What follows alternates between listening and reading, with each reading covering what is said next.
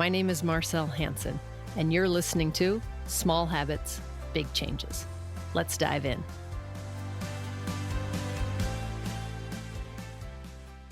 Welcome to this week's episode. I feel more and more with the overall consensus of people around me feeling as though they are headed into a place of overwhelm. Self-inflicted for most people. However, no matter where you are on your journey, no matter what you have going on, what your priorities are, where your North Star is, which direction you're headed, you can always do one thing. Now, for some of you, that may be hydration. You may be able to dial in your hydration within a day, get yourself back on track. For others, it may be a meal prep and eating nutritious food. Maybe that binge or vacation that you went on over the weekend where you were eating really poorly, maybe you can snap out of that straight away on a Monday. That may be your superpower. Maybe you can just shut down the house 8:30, 9 o'clock and climb into bed with a good book or just ready to go to sleep. And that could be your special skill. For many of you, it's exercise. It's working out. It's hitting the gym. It's going for a walk. Whatever your special skill is, regardless of what wellness pillar it relates to, I don't want to sound like a broken record, but the truth is your mindset is what will allow you to propel beyond that special application that you have confidence in. You see, competence and confidence have a direct correlation. They have a causation, in fact, which means when you know how to do something, you feel better about doing it. You feel more confident about doing it. Therefore, confidence comes from competence. If confidence comes from incompetence, then typically we refer to that as ego. Confidence in its truest form comes from being able to do something. So my encouragement for this holiday season and every season moving forward is to stretch and transfer your confidence, your skill set in whatever area it is, transfer it and apply it to a second area. This is how we get to developing a fast failure, like a really quick learning curve, and implement really good habits that can last us a lifetime. So how do you do this? Like I said, take the skill set you have already.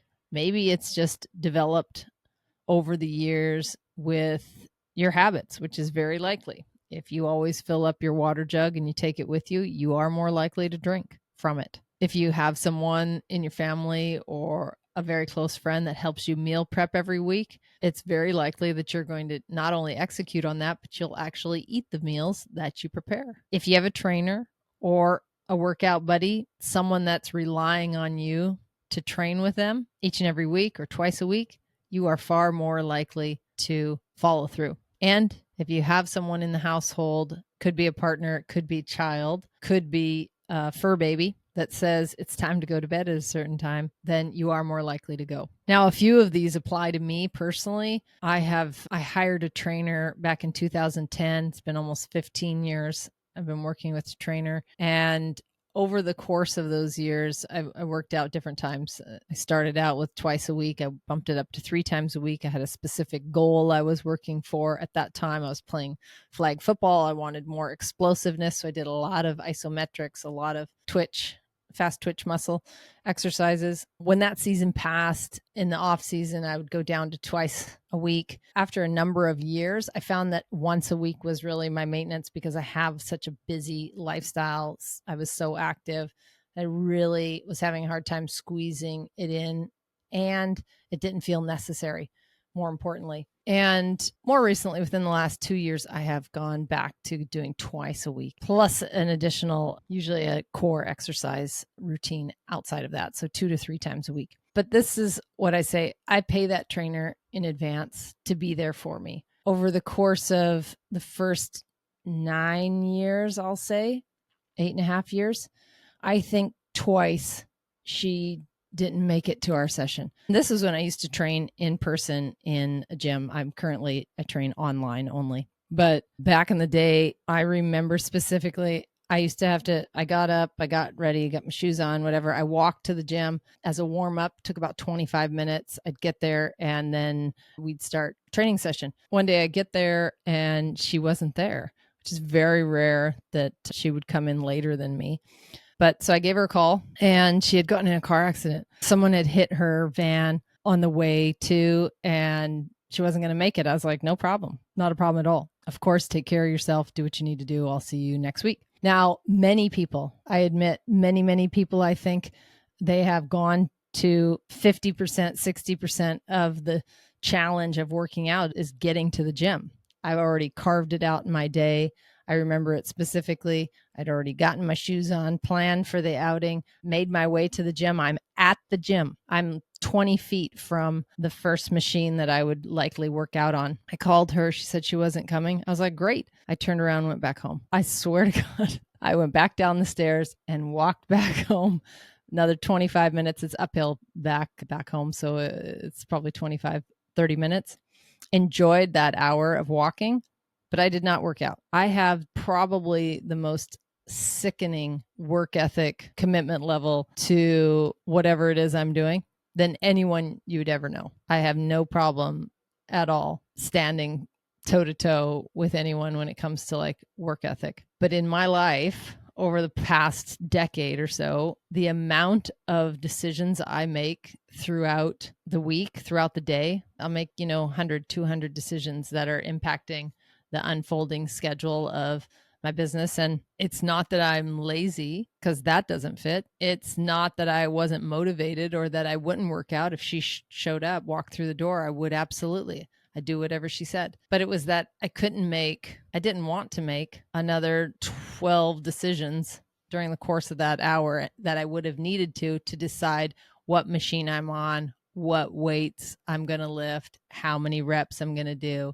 I have the wherewithal after so many years of training that I honestly could keep good form and stay injury free and stay balanced, but I don't want to make those decisions. And I know this about myself.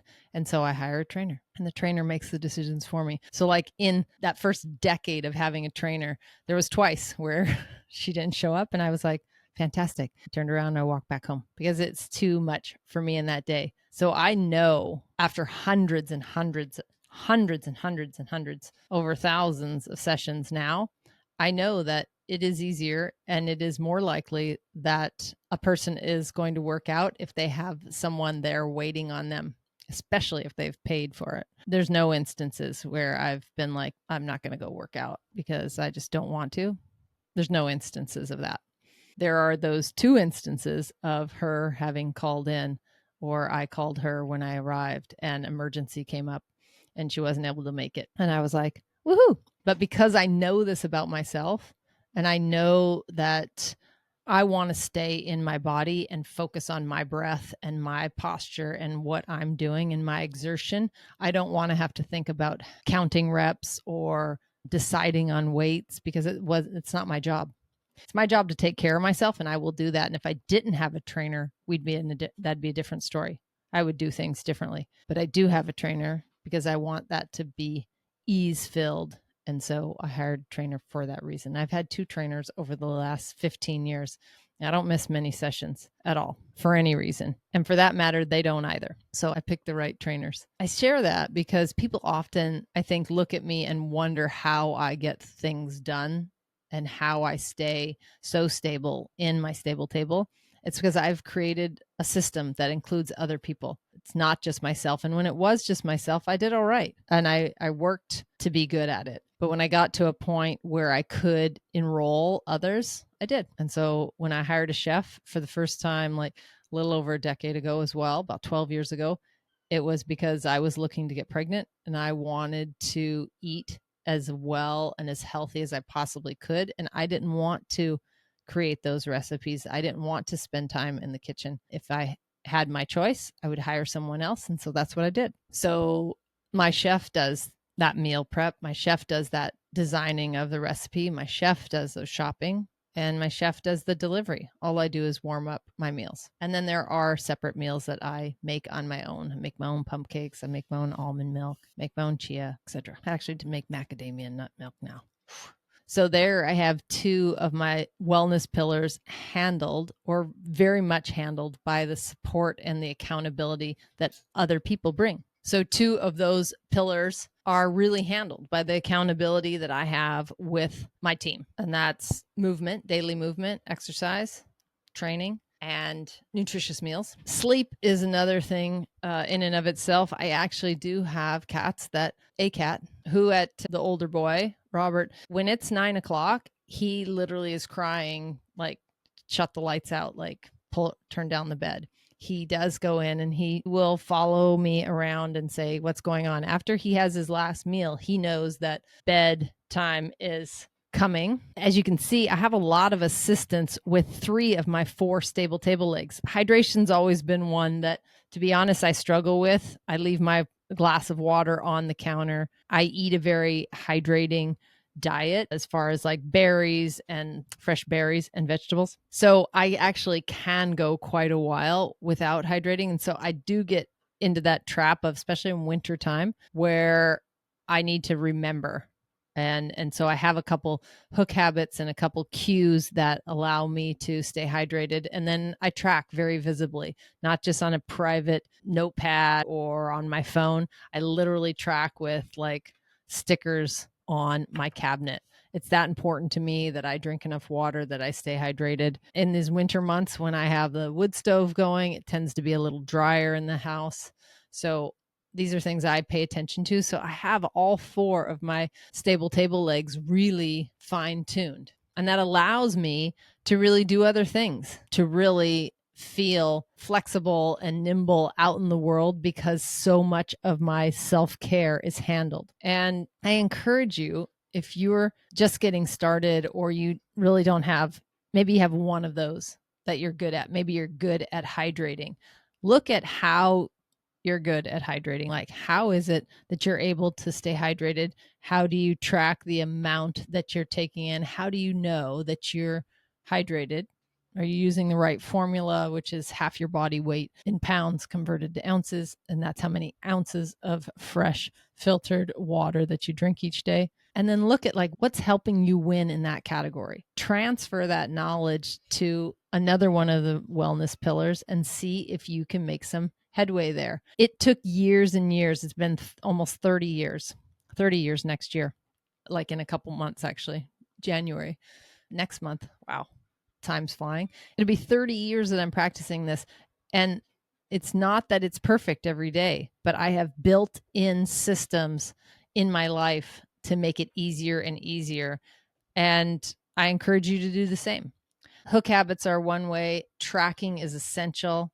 And having support, whether it's paid or otherwise, is always, for most people, a great way to hold yourself accountable, help someone else be accountable, and still reach the task at hand. Hopefully that insight's been helpful. It gives you an idea that it can take decades to develop really healthy habits. And the truth is, at certain points in my life, those habits have waned and waxed. So self-awareness and tracking has always brought me back. I encourage you all during this holiday season to pick one of those wellness pillars and just give it 100%.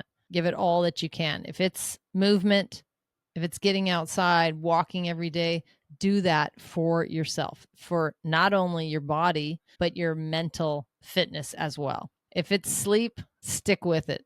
Don't break it no matter what. Hit that 9-10 o'clock bedtime, ready to go to bed, ready to rest, and let your body have that rejuvenation. A lot of people always balk at the nutritious meals during this season. It's actually the easiest, but it's really what you're saying yes to. And like we spoke about last week, I mentioned, when you're saying yes to other people, you are often saying no to yourself. Ensure that you're saying yes to yourself this season, and you will do better when it comes to consumption.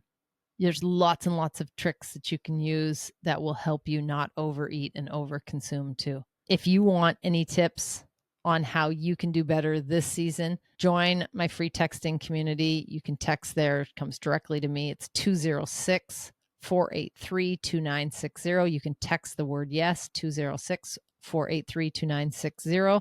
That number is also on the outro, and I can give you specialized support on what works for you. It's completely altruistic. It's a free service. There's no charge to it, never will be. So give a shout and let me see if I can help you out this holiday season. For the rest of you who are making it happen, I wish you so much peace, so much joy, and so much laughter, and truly fun this holiday season. More of that will come about when you're taking very good care of yourself. So please do that. Until next week, be strong, stay awesome. Thank you so much for listening today. If you feel any part of this episode resonated with you, then please consider sharing it with a friend who may also find value in it. And remember to hit that subscribe button if you haven't already. And before you go, did you know we have a fantastic free text community? If you want more bite-sized health hacks and reminders delivered directly to your phone, absolutely free, then text keyword YES to 206-483-2960. Again, that's keyword YES to 206-483-2960. And we'll see you on the inside.